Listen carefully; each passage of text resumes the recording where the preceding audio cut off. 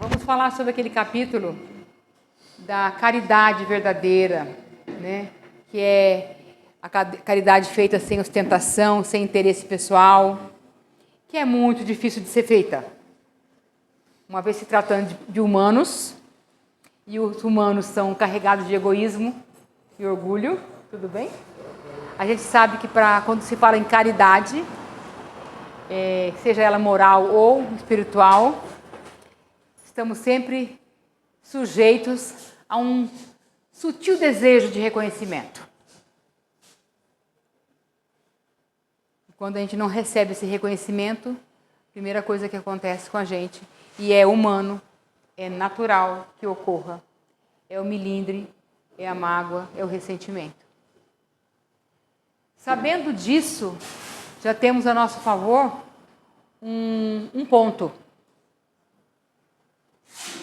Que se estamos sujeitos a isso, temos que dar um olhar de atenção a isso.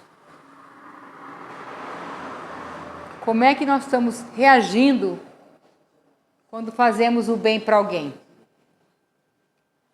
Nós temos uma tendenciosidade a nos fazermos presentes, oba, oba, olá, olá, olha aqui, eu que dei, ó, eu que doei, ó, que eu, né? Eu.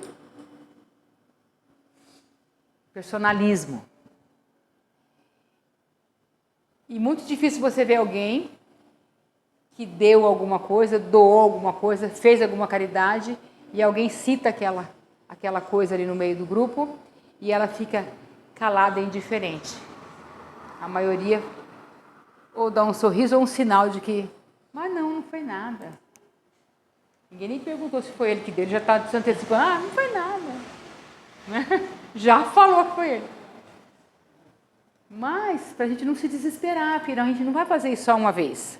A gente vai fazer isso várias vezes. Mas o importante, como dito na escola de aprendiz do Evangelho, a perfeição não é exigida. Não exige perfeição, né?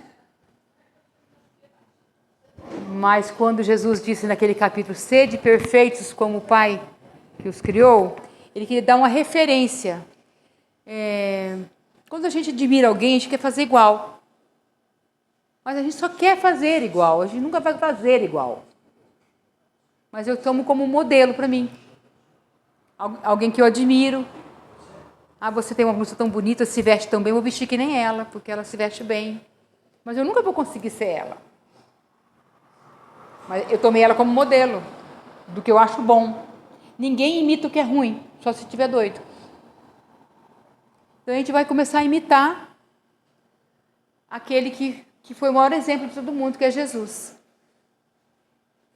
Tem até uma frasezinha que a gente também aprende na escola. Tudo bom, Rony? Tudo certo? Firme lá agora? Boa noite.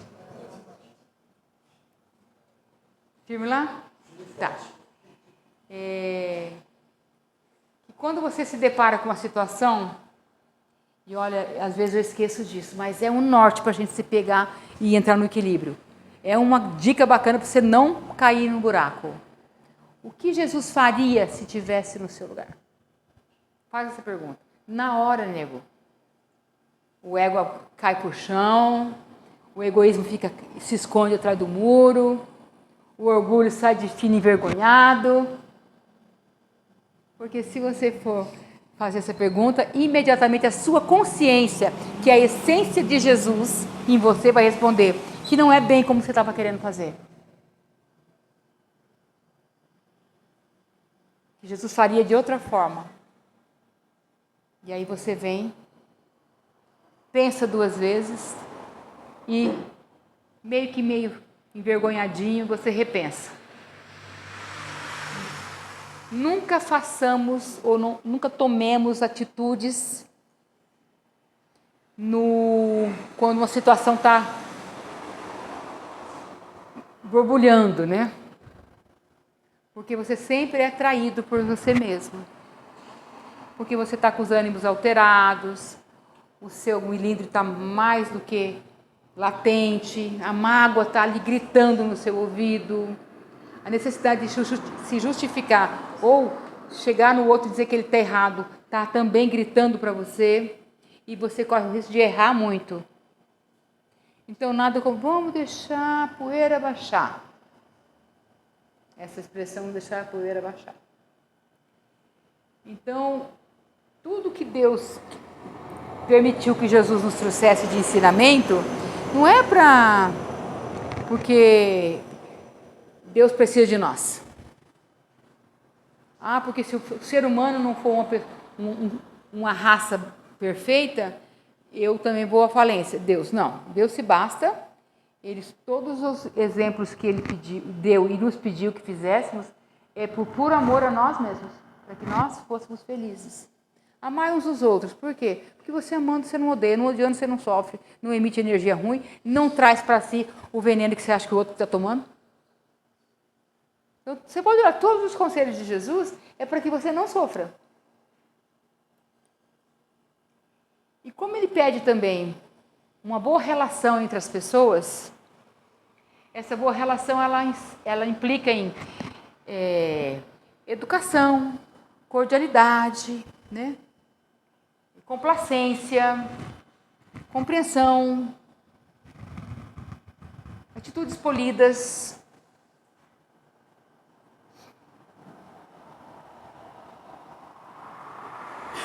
Então, P1, tem algum P1 aí? P1? Não, só estou olhando. Só está olhando? Bom. Então tá. Eu já vejo andando assim, acho que está chamando já, né? Eu sou muito xereta, gente. Nossa Senhora, um dia levei um pito, fala assim, só dê se pedir, só dá palpite se pedirem. Você fica se enfiando no costume dos outros. Eu sou assim mesmo. Não aprendo nunca, não aprendo. Então, na convivência, as leis humanas pedem educação, comprometimento, né? Responsabilidade. Mas, além de tudo isso que as regras pedem, há aquelas que não constam nas leis. Não tem nenhuma lei que fala assim, seja educado. Algo diz que você tem que respeitar o outro, os direitos do outro. Mas, entre isso e ser educado, há uma diferença. Seja gentil e amável, não tem lei falando isso. Tem que estar na gente. E, às vezes, você esquece dessas boas maneiras. E a gente começa a ser uma pessoa caridosa quando você começa a ensaiar esses princípios básicos. De dar licença, muito obrigada, bom dia. Sim, por favor. Não foi nada. Me desculpe. São palavras que vão ajudando você a se ensaiar. É um insight para uma coisa, um passo maior. Quando você dá passagem para alguém, você está fazendo... É bem lá, eu diria que é uma... Me ajuda aí, Márcio. É uma forma rude de você abrir mão de você pelo outro. Não é? Abnegar. Mas quando você não sabe ainda se doar pelo outro, mas quando você dá passagem para ele, você está começando a ensaiar o início disso. Você ainda não tem consciência e nem sabe que isso é necessário. Mas você já sabe ser gentil. Se você nunca começou de algum ponto, você não vai a lugar nenhum. Eu estava até falando para o Márcio ainda agora, que tem uma passagem no Evangelho da multiplicação dos peixes e dos pães. Quando Jesus passou por aqui, ele estava lá pregando, fazendo as palestras dele, tinha muita gente. E o ser humano tem fome, sede, necessidades normais, né? E os apóstolos preocupados chegaram nele e perguntaram, sabendo que Jesus sempre fazia milagre, né? Por lá, meio que dá uma dica, né? O pessoal está sem comida, e aí, vamos fazer o que aqui, né? Está sem comida. Aí Jesus pega e fala assim, dá uma andada entre as pessoas e vê o que eles têm. Vê se acha alguma coisa no meio desse povo. Jesus precisava disso? A princípio? Ele fazia os milagres que ele queria fazer, a hora que ele quisesse. Ele podia dar um estalar de dedos e encher aquele povo de comida. Mas ele age de uma forma assim, para se analisar, para se pensar. Que tudo ele fazia para ensinar. E deixava para você estudar aquela situação para aprender. E ele falou, o que vocês têm aí? Aí os meninos saíram, procuraram, voltaram, trouxeram 3 peixinhos lá, um bocadinho de pão. Oh, Jesus, achamos isso. Tá bom. Bom, mestre, que isso? Olha a quantidade de gente. Calma. Põe aqui no cestinho aqui. Botou no cestinho, botou tampinha. Agora pode abrir e servir. Hã? Cheio. Moral da história. O que vocês vão entender? Essa passagem eu demorei para ver desse lado. Quando nós pedimos algo, quando nós idealizamos algo para a nossa vida e linkamos esse desejo à benevolência do Pai, nós precisamos ter algo em nós para dar início a uma ação da espiritualidade. Aí eu quero parar de fumar, mas eu adoro fumar e não estou nem com a mínima vontade de parar, porque eu adoro. Não há nada em você para que eu possa te ajudar, porque você ama fumar e não quer parar. Assim, quer parar, mas não quer. Se rende ao vício. Não há boa vontade. Talvez o exemplo que eu tenha dado não seja um dos melhores, mas falta boa vontade. Por isso que Jesus falou assim, bem-aventurados os homens de boa vontade. Para começar algo, há que ter um início. O Márcio mesmo falou que ele manipula, né, os florais, ajuda aí. Homeopatia. E aí, ele começou a estudar homeopatia. E aí, ele percebeu num dado momento que a homeopatia que ele passava a fazer num dado momento já não era bem ele sozinho que fazia. Era a espiritualidade que agia nele. Vocês acham que se ele não tivesse conhecimento nenhum, ia dar para a espiritualidade agir nele? Então, o que você tem aí para que Deus possa começar a agir em você? A boa vontade do perdão?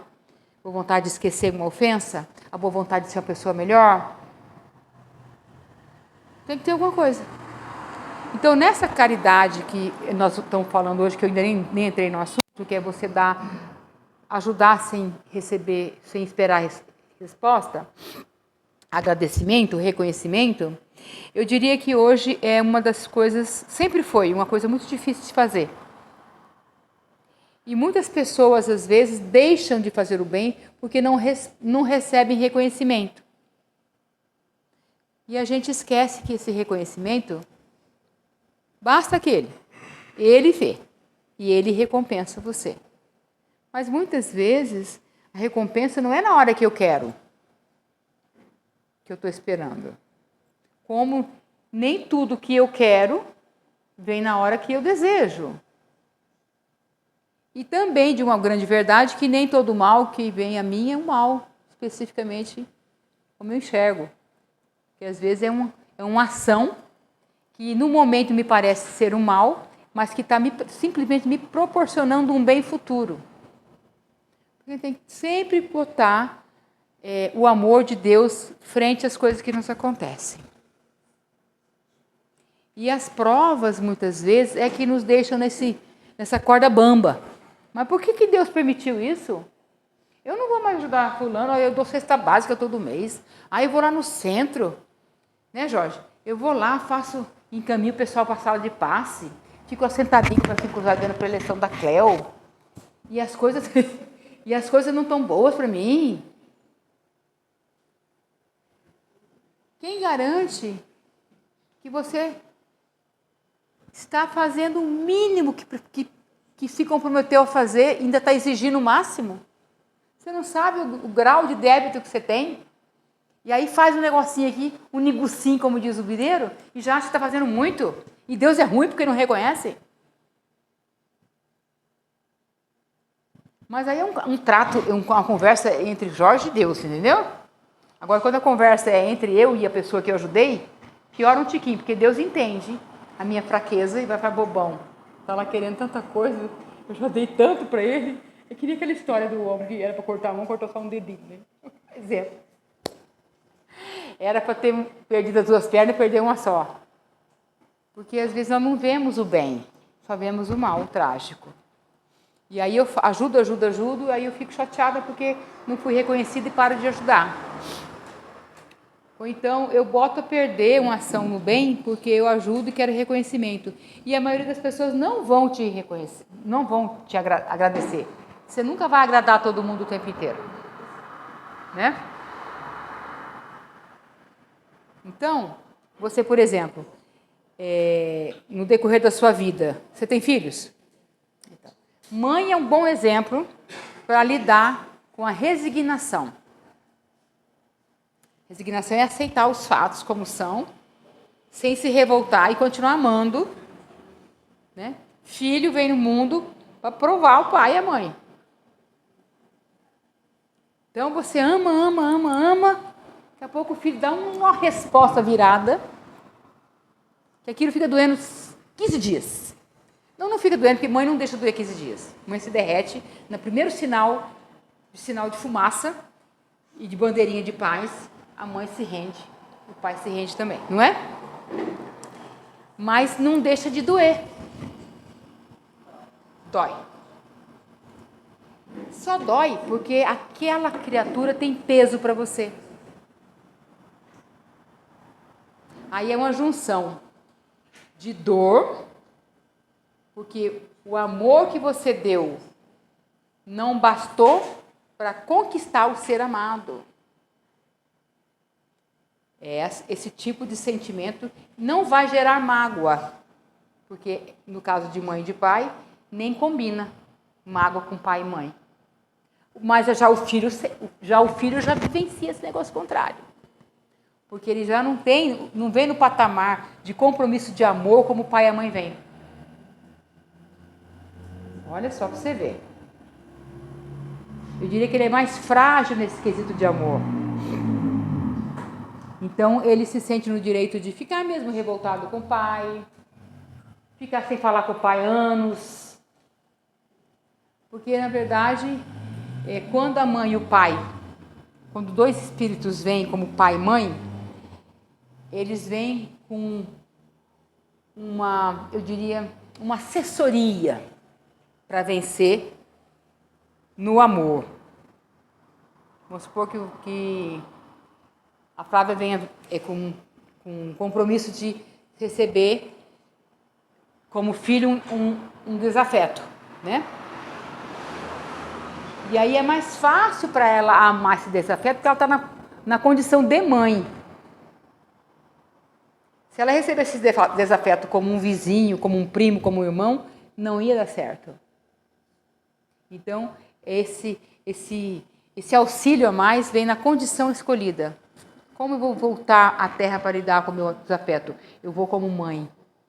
E a condição de mãe vem carregada desse auxílio a mais para poder vencer.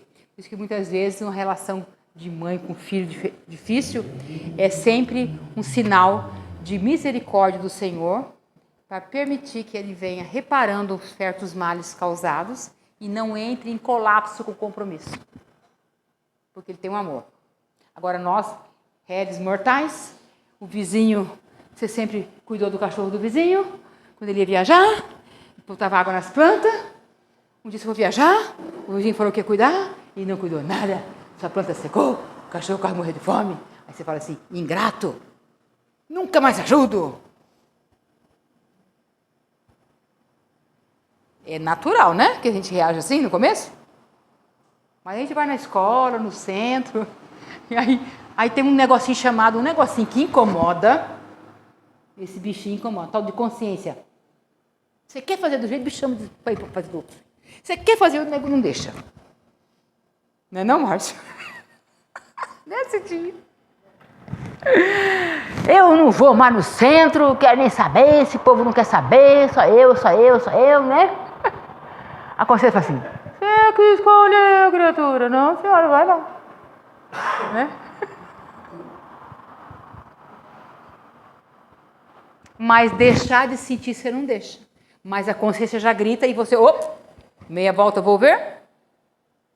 E faz melhor do que você faria. Então, por isso que quando a gente for pensar em algumas coisas e quando o milindre nos visitar, deixa baixar a poeira primeiro. Olha, vai ser incrível. Eu tiro por mim que se você deixar a poeira baixar um pouco, e aí você acha que já baixou, analisa, porque às vezes ela só fez de conta que abaixou. Tá meio aí pairando ainda ali, ó, a poeira. Não abaixou toda. Dá um ventinho e leva tudo para cima de novo.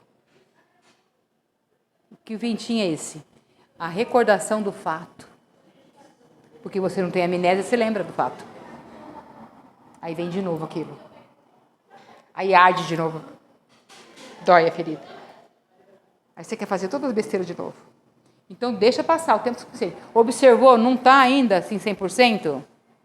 Você não está no domínio da situação? Não faz nada. Espera. O silêncio sempre foi a melhor resposta. Ah, mas eu estou certo. Tem uma amiga nossa, a Cláudia Nicole. Mas eu tenho razão. Mas eu estou certa. Perde até o fôlego, sabe assim? E eu estou falando dela assim, com tranquilidade, porque ela já abriu o coração até pra gente aqui, que ela é desse jeito, e talvez sejam resquícios do passado. Né? Uma pessoa que foi dotada de grande autoridade, mandou e desmandou. Ninguém podia falar um aqui, calada, que eu que mando aqui. Agora você vem numa situação onde alguém dita regras para você. É difícil. Mas você vem para aprender. Né?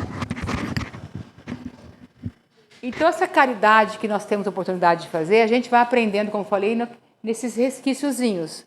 Papai e mamãe ensinam que a gente tem que ser educado, que tem que pedir desculpa, falar por favor. Como é que fala, filhinho? Por favor. É assim, mãe e pai? Desculpa, dá licença.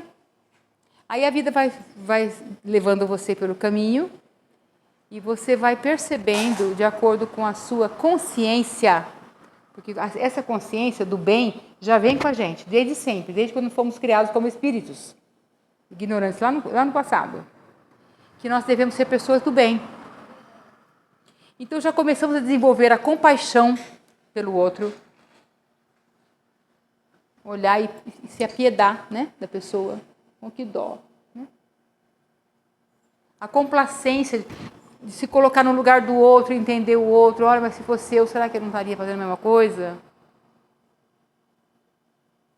A vontade de auxiliar. E às vezes você se sente tolhido, como assim, eu me sinto limitado, não consigo fazer nada. Quando você vê essas notícias de guerra, criança magérrima morrendo de fome, aí toca o coração, não toca? Isso vai fazendo com que você desenvolva a vontade de auxiliar. Não dá para auxiliar a criança lá, não sei aonde, você já tem dentro de você essa coisa latente de não perder a oportunidade de auxiliar. Aí você vai, vou colaborar com 1 quilo de alimento não perecível. Eu acho que devemos sim ajudar nesse sentido do material, porque tem muita gente com necessidade, né? Mas existe a caridade moral que está muito necessitada, está faltando demais no nosso planeta. Caridade de ouvir o outro, né? De dar um bom conselho, de fazer uma oração por ele. Que mais? Que seria uma caridade moral mais assim de... Fala aí. Ajuda aí. Uma caridade que não esteja ligada ao material. O perdão é uma caridade. Não é? Que mais? Fala, Flavinho, um exemplo de caridade moral. Que não seja material. Atenção. Isso, ouvir. Então, são inúmeras as formas de auxiliar. Mas tem muita gente que ostenta essa ajuda. Tanto a moral como a material. Olha, como é que é seu nome? A Patrícia. De novo, desculpa. Aí, nossa, Patrícia está tão bem, né? Ela andava assim caidinha, está tão bem. Mas você tem que ver, fiquei uma semana inteira ligando para ela, falei tanta coisa bacana para ela.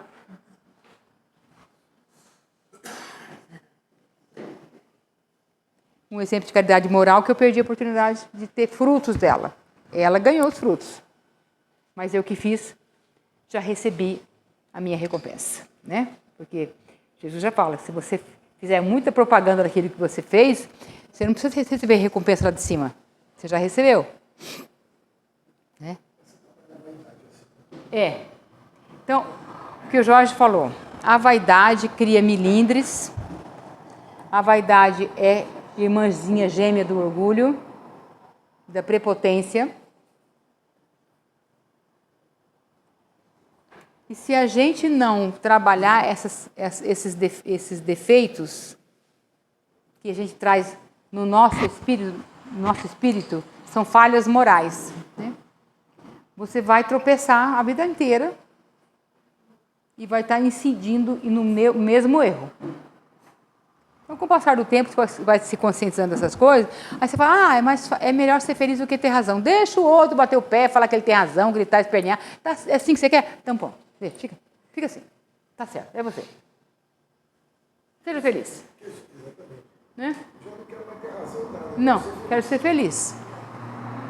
Quando eu quero muito ter razão, é sinal que o meu ego ainda está falando mais alto. Aí tem a caridade material, que parece muito significativa e ela tem o seu valor.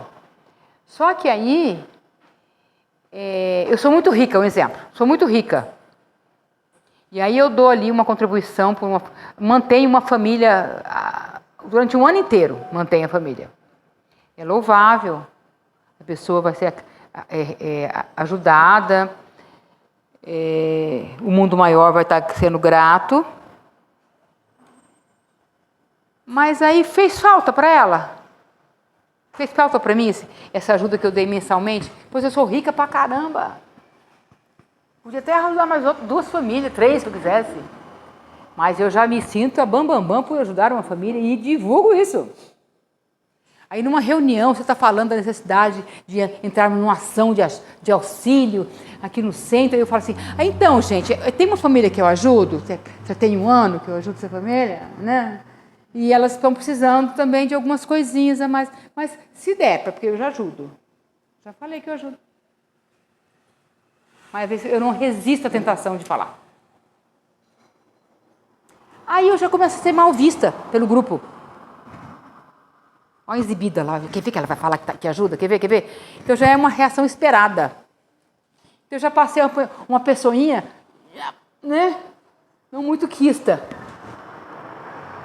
Se nós humanos já não olhamos com bons olhos aquele que faz alarde das suas caridades, o que dirá daquele que nos conhece em profundidade? Mas aí, tem valor essa ajuda? Tem para quem recebe.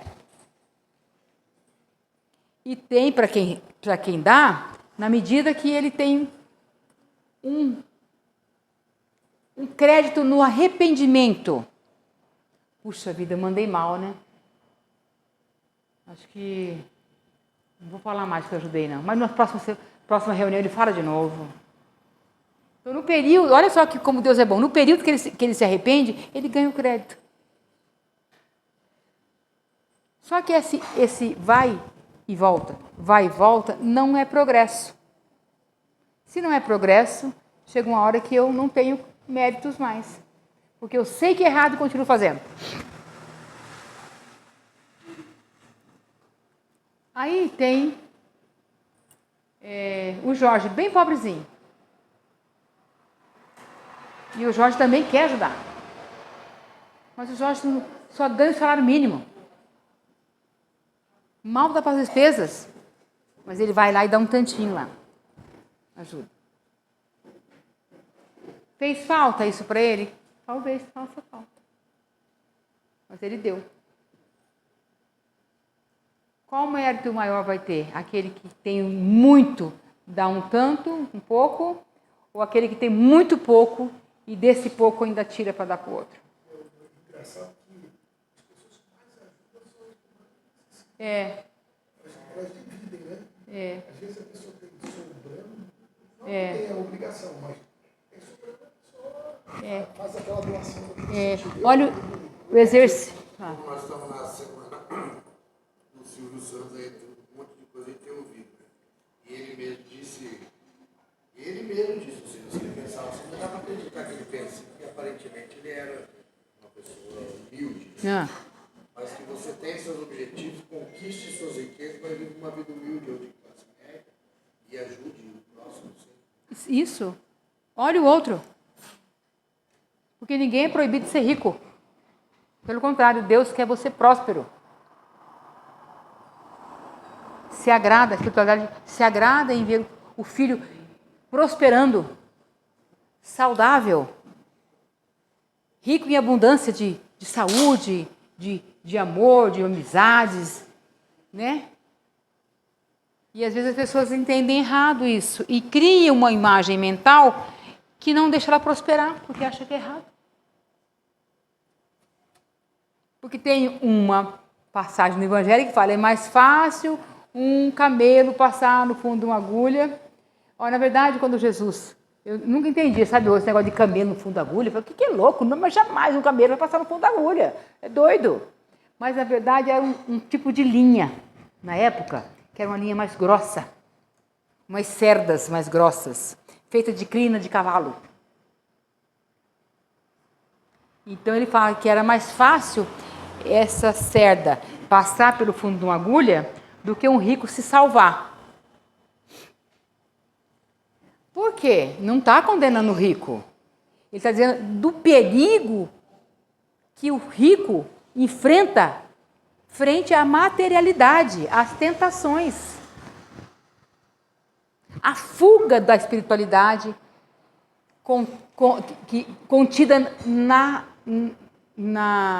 matéria. Porque eu tenho muito dinheiro, consequentemente eu tenho muito o que fazer com aquele dinheiro.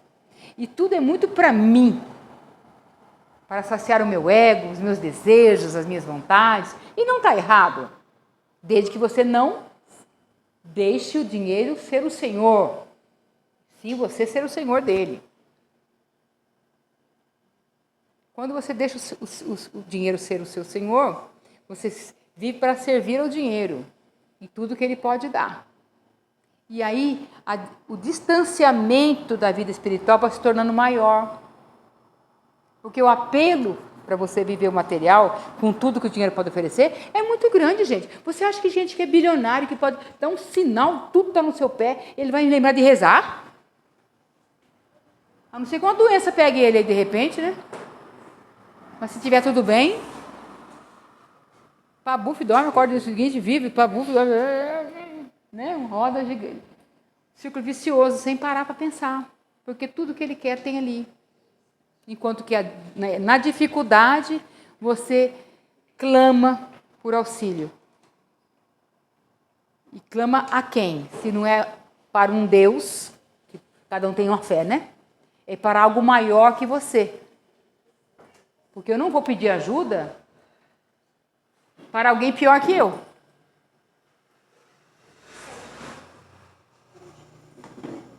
Né? Então, se eu, na dificuldade, lanço mão, eu apelo a um auxílio, é porque eu creio que tem alguém acima de mim que pode me ajudar. Então, é um passinho para a espiritualidade. E você vê que muitas pessoas passam toda uma vida de dificuldade e se espiritualizam muito. Já tem o contrário também, que vive a mesma dificuldade e está cada vez mais distante.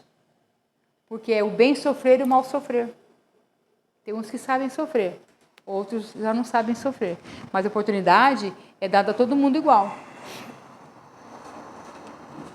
Então, nessa caridade moral, às vezes você não tem o dinheiro, mas você pode dar uma palavra. Eu não tenho uma doação para dar no centro, mas eu posso ir lá. Eu botar água no galão lá. Né? Não aguento descartar o galão que é pesado, eu passar a vassoura no chão. Ou então tá a velhinha vizinha lá, que faz tempo que você não vê, tá escondidinha, você não viu faz tempo. A velhinha não tá aparecendo porque ela tá com o pé machucado, não consegue nem andar. E olha a varanda dela cheia de folha seca, que esse tempo de vento, né? Vai lá passar a vassoura pra velhinha. A gente não percebe. Então, eu penso que a caridade, tanto a moral como a material, ela é gerada pelo olhar que você dá para o outro.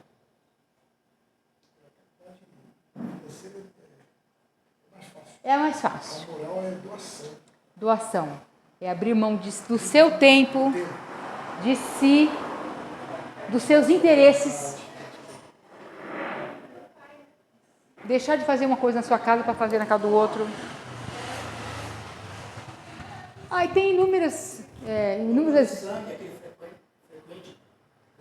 Também. Quem vai. Então. Uma coisa interessante, uma vez um rapazinho no semáforo vendendo paçoca. E aí ele falou, o senhor não quer comprar paçoca? Eu falei, rapaz, se eu tiver dinheiro na carteira, se não tem uma coisa, não tenho dinheiro na carteira. Não tinha dinheiro? Não tinha dinheiro na carteira. E aí ele começou a bater papo, a gente começou a conversar e o semáforo foi fechado. Daqui a pouco ele falou, leva as paçoca para você. Eu falei, não quero paçoca, não. Eu passo aqui, depois eu te dou o dinheiro. Mas foi legal, porque ele virou meu amigo. E aí virou amigo da minha mulher. Então a gente, quando ele passou, teu marido passou aqui, acabou ficando uma coisa assim. Fez uma relação, ó. E aí a gente começou a ver, conversar com ele, descobrir um pouco da vida dele. E isso é uma doação, isso é uma caridade, sabe? Então, uma oportunidade que você... Você não dá essa oportunidade. Então doar dinheiro é muito fácil. Tira 10 conto aqui, dá pro cara e fala, pronto, já fiz minha obrigação. Não valeu de nada. Não valeu de nada. Doador de sangue, para mim, tem todo o meu louvor, todo o meu aplauso. É o doador. A pessoa vai lá, perde uma manhã inteira, dá o braço lá, fica bombando, vai no jejum às vezes, vai... Mas doação de coração. Porque, por exemplo, no quartel... Era obrigado. Sim, claro. Era obrigado. Não, tudo está inserido no pensamento e na vontade, né? Então a gente nunca... E outro também, tentar ver se a gente esquece o que você fez de bom. Por que a insistência no esquecer assim? Não é que esquecer, porque eu torno a falar que quem tem amnésia. Mas é não dar tanto foco. Porque a hora que você não dá tanto foco, você não está arriscado a inflar seu ego. Você está meio imune ali. A hora que você fica lembrando muito, você se acha, né? Então tem as pessoas que ouvem, aqui tem o Márcio que faz atendimento fraterno. Muitas vezes tem gente aqui que não quer tomar passe, não quer tomar reiki, não quer nada, só quer conversar. Pelo amor de Deus, alguém me ouve. O Márcio ouve. Zuvidinho do Márcio que nem o Shrek.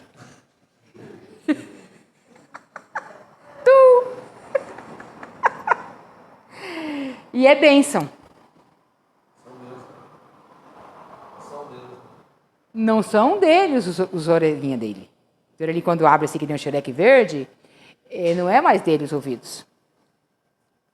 É a oportunidade que ele recebe, né, de agir, de ser a ponte.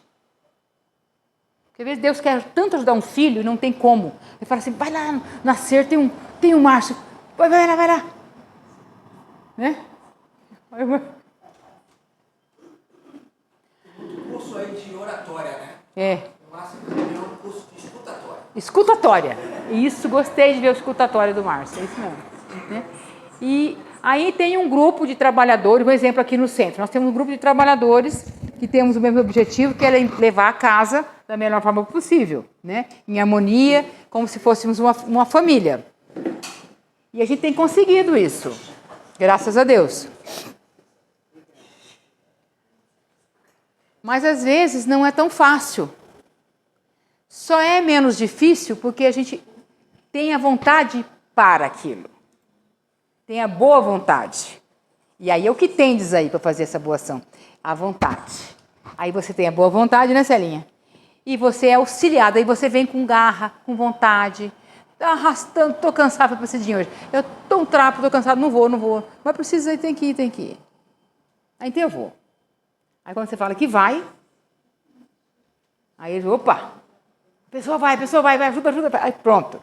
Né? Se você fala, não demonstra boa vontade, não tem como a espiritualidade agir em você. Você deixa de ser essa ponte. Porque nem sempre você age por você. Você age através de outros irmãos. É só uma ponte. A Célia sai daqui da porta, ela vem aqui no centro fazer as coisas às vezes, durante o dia, vai aqui do lado no pastel, e uma pessoa vai e chama, conversa com ela um pouquinho. Oi, boa tarde, como vai? Tá tarde, tá calor, não tá? Ela só isso que a pessoa queria, uma atenção, e ela deu atenção, um exemplo. Já fez diferente o dia da pessoa. Ela nem percebeu, mas ela foi instrumento. Mas só conseguiu ser instrumento porque ela teve boa vontade. Então, essa caridade tão falada, nós temos que colaborar para conseguir fazer ela. E a caridade mais difícil é aquela quando você enfrenta deficiências morais suas. E essas deficiências morais são difíceis de combater e elas falam mais alto do que a gente. Aí vem a oportunidade de você reparar alguma coisa ou de você ser provado, e aí alguém vem e tum! Pega na pedrinha que está no seu sapato. É bem aquilo. Às vezes não é nada. É um negocinho, detalhe. Mas por que você ficou tão alterado? Por que você ficou tão nervoso? Por que ficou tão melindrado? Porque a prova está ali. Vencer-se. Eu cutuco a tua ferida para ver se você tem força para resistir e não fazer com que ela sangre mais. E aí, normalmente, nós somos provados dentro do ambiente mais propício e mais fácil de acontecer, na nossa família. Está tudo quietinho, bonzinho, maravilha. Olha, a semana tá piano. Descuida da oração para você ver. Os bichinhos estão tudo isolando você. Ah, a Cléo tá ali. Eu sei que Cléo, ela se melindra fácil. Vamos pegar uma pessoa aqui para pegar. E ela tem um lance aí que ela não gosta que ninguém critique ela. Vamos pegar uma pessoa aí numa situação para criticar ela? Pum! Então, uma família que sempre está ali. A gente sabe que família vem em milhões, vem 2, 3 por afinidade, né? O resto é só prova ou expiação. E aí, ai meu Deus, por que eu tenho um filho assim? Ai, meu marido, alguém quer? Eu estou vendendo, eu estou dando. Ninguém quer. Né? Aí... Eu já falei. Tem que cuidar do marido, senão na outra encarnação vai voltar. Volta de novo,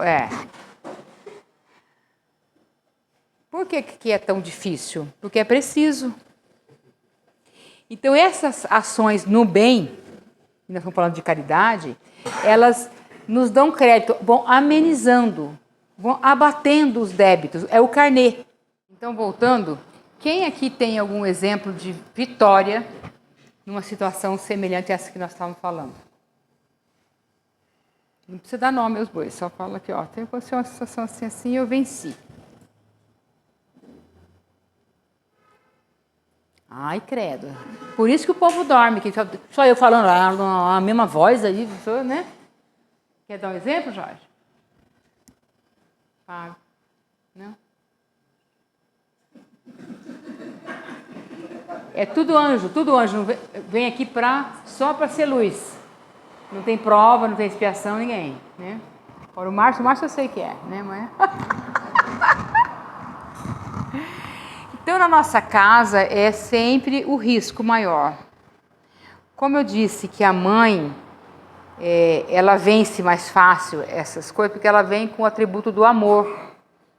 Um amor incondicional. Mas entre irmãos não tem esse amor incondicional.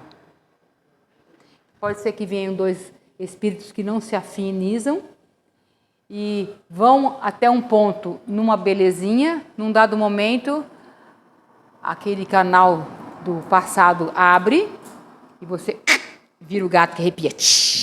Lembrei de você, você é meu inimigo. Agora o negócio vai pegar fogo. Aí do nada começa a se desentender.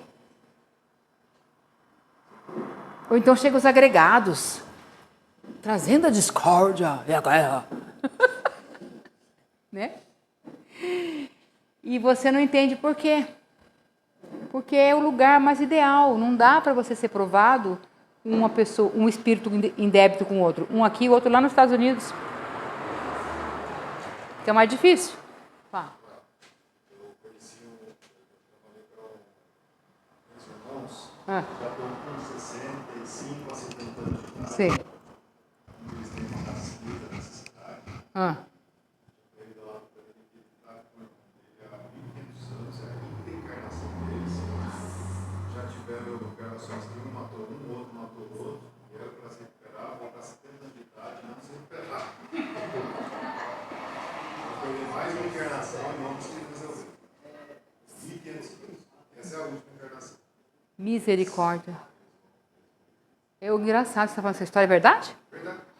Porque tem uma historinha que o Chico conta, que é mais ou menos parecida. Que a pessoa veio, dois espíritos, né? Vieram, aí numa encarnação, um matou o outro. Na outra, o outro matou um. E assim, intercalava, sabe assim? Quem vai ser da vez agora? Né? E quando não matava, detonava com a vida. E assim ia. E não se conscientizava da necessidade de mudança, de implantar o amor, o perdão. Aí vieram siameses. Se matasse o outro, ele morria. Foi a única forma. O mal racha. A espiritualidade não achou outro jeito. Eles tinham, o propósito era eles se aturarem, exercitarem na paciência, na dor, na resignação, na aceitação, um ao outro. Mas nunca conseguiam, aí um eliminava o outro já. Aí, vindo siameses, eles não tinham como um matar o outro. Aí, foi fácil? Não foi, mas tiveram que se suportar. E nesse exercício de se suportarem, alguma coisa gerou. Aí, na outra encarnação, é a pergunta de Jesus: o que você tem aí? Já tem alguma coisa. Né? Já dá para começar a fazer alguma coisa. Então, é como o Fábio falou: ou vai. E nós não estamos num caso de extremo desse jeito, mas a gente encontra pessoas na nossa família que ou vai. E se você falou que é a última encarnação, o que você acha que vai acontecer com esse povo? Para cá que não volta mais, bem.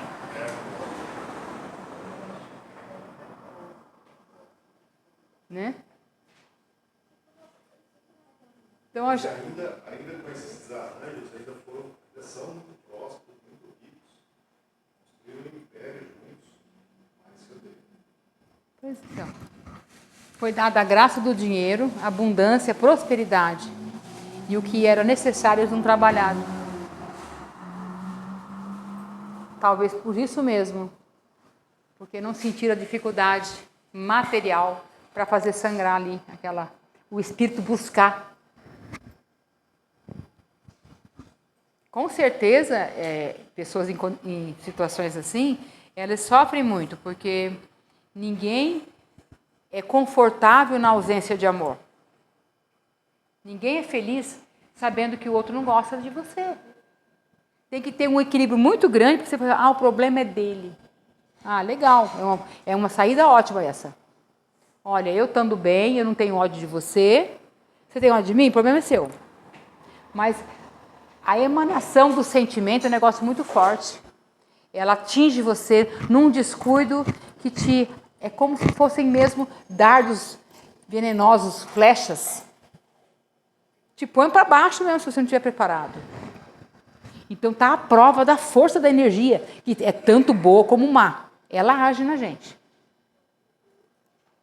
Então é difícil você ficar indiferente quando você sabe que você não é amado, que você é julgado, que você não é aceito. Essas coisas todas que vêm para provar você e para exercitar naquilo que ainda falta arrumar em você, que é a humildade. Eu não me amo mesmo.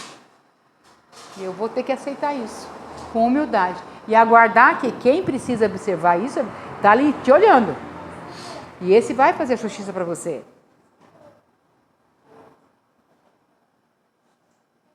O outro está tendo a chance de fazer diferente. Mas se nós não tivermos em constante oração e vigilância, você cai fácil. Porque hoje em dia é mais comum você experimentar energias desequilibradas do que boas.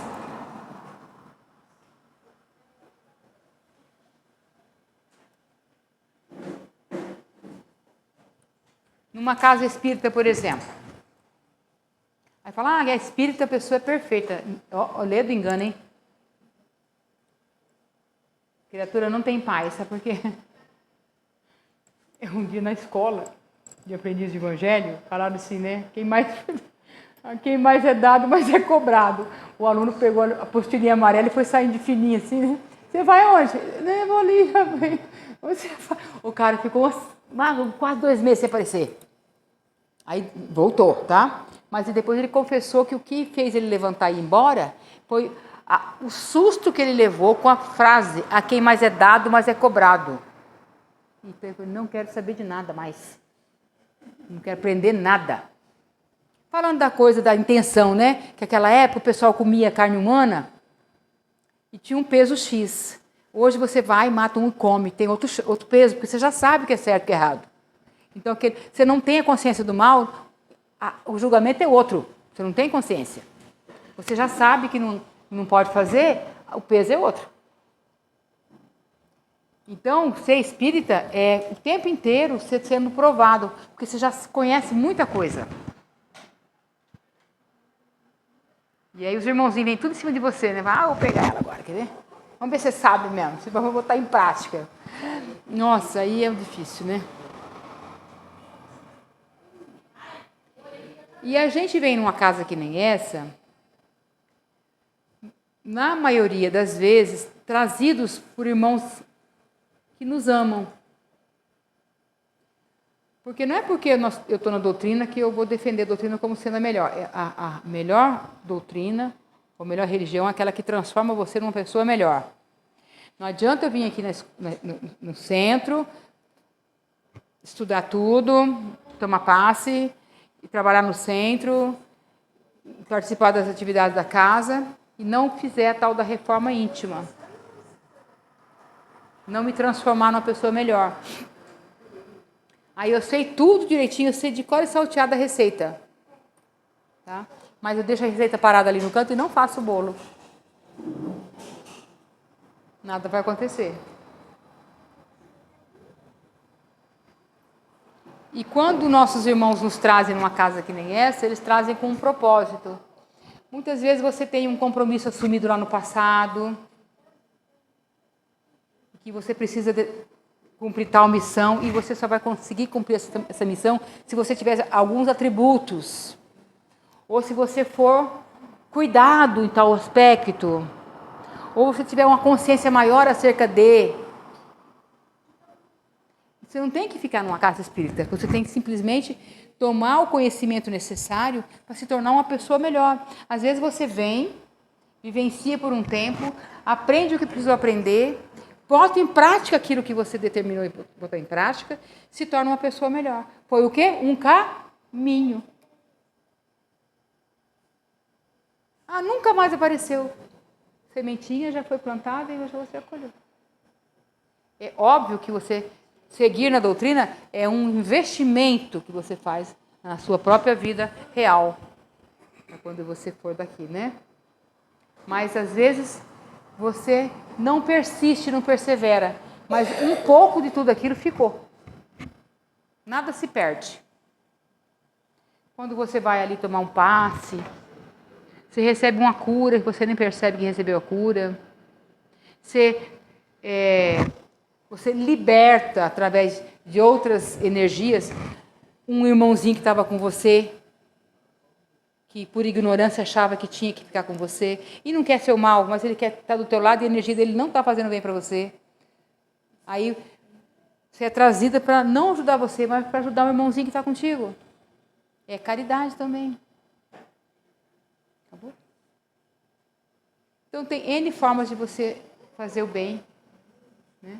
Mas a principal que Jesus pede é que a gente esqueça o bem que fez, que a sua mão direita não saiba o que a esquerda fez, porque tem olhos atentos que já bastam por si, que é Deus que está observando as suas ações, e Ele é que vai contar e vai te retribuir em amor, em misericórdia, nessa ou na outra.